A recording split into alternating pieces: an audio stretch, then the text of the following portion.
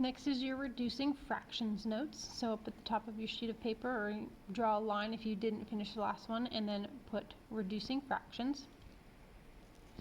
So to reduce fractions, you're going to start by identifying a number that can divide both the numerator and the denominator. So find a number that can divide both the top and the bottom number of your fraction. Then you're going to do the division. So then you're going to divide both the numerator and the denominator by that number. Now you're going to determine if there's another number that can divide the new numerator and denominator that you found from number 2. If you can, you just need to repeat those steps, and you're going to continue repeating them until the only number that can divide both of them is 1. A couple of tips for your numbers: if both the numerator and the denominator are even, then they're divisible by 2. They might be divisible by larger numbers, but they're definitely divisible by 2. That would give you a start if you have nothing else you know. If they both end in 0 or 5, then they're divisible by 5. And if they both end in 0, they're divisible by 10. So we'll go through a couple of examples. We're going to reduce the following. So we have 10 divided by 4, or 10 over 4.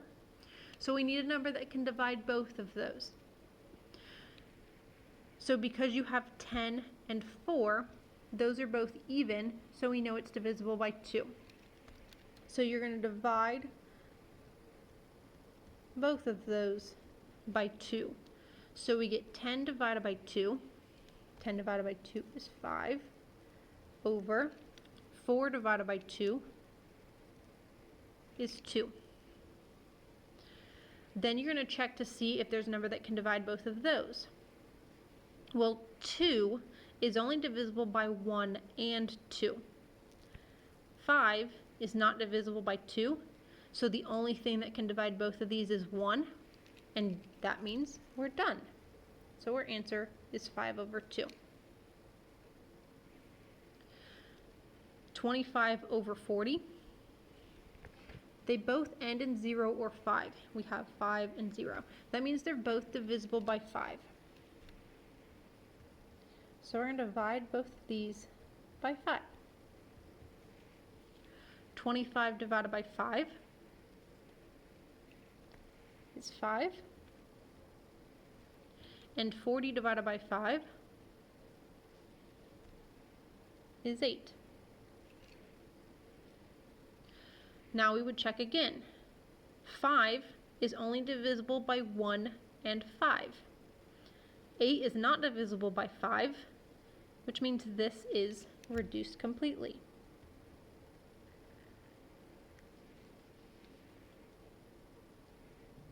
2 over 3.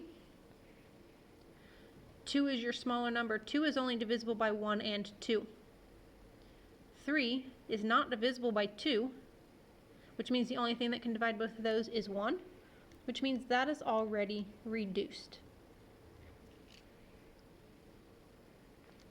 63 over 45.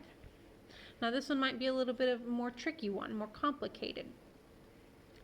Maybe you know right away what can divide both of those, and maybe you don't. I know that 45 is divisible by 5, but 63 is not, because 63 does not end in a 0 or 5.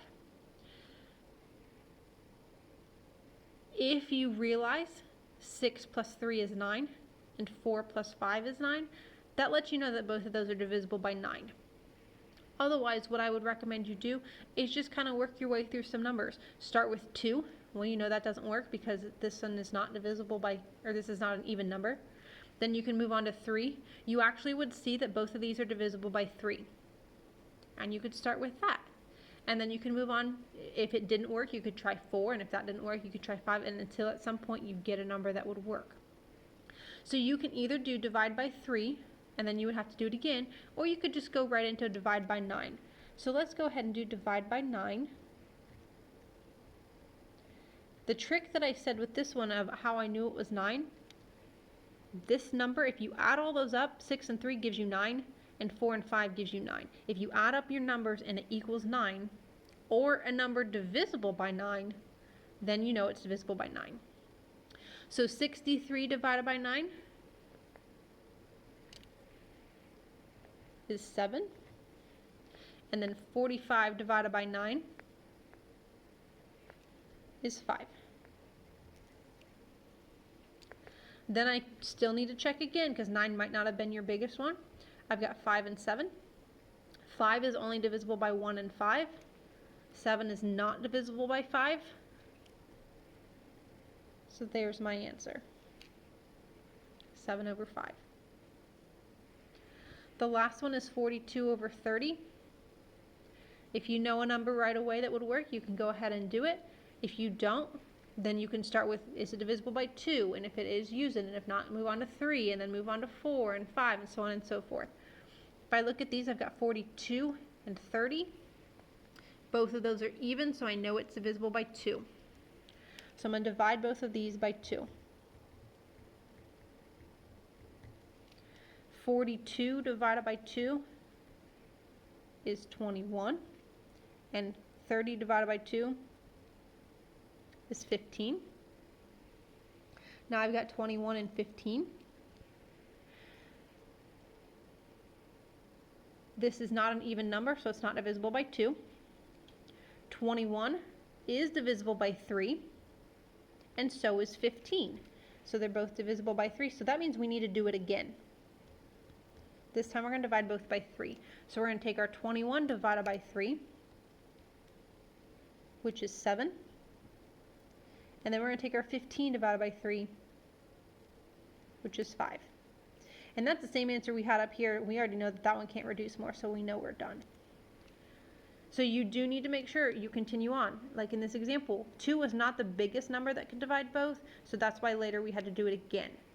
Okay, it's possible you maybe have to do this 3 or 4 times if you always use small numbers where there's other numbers that could have divided.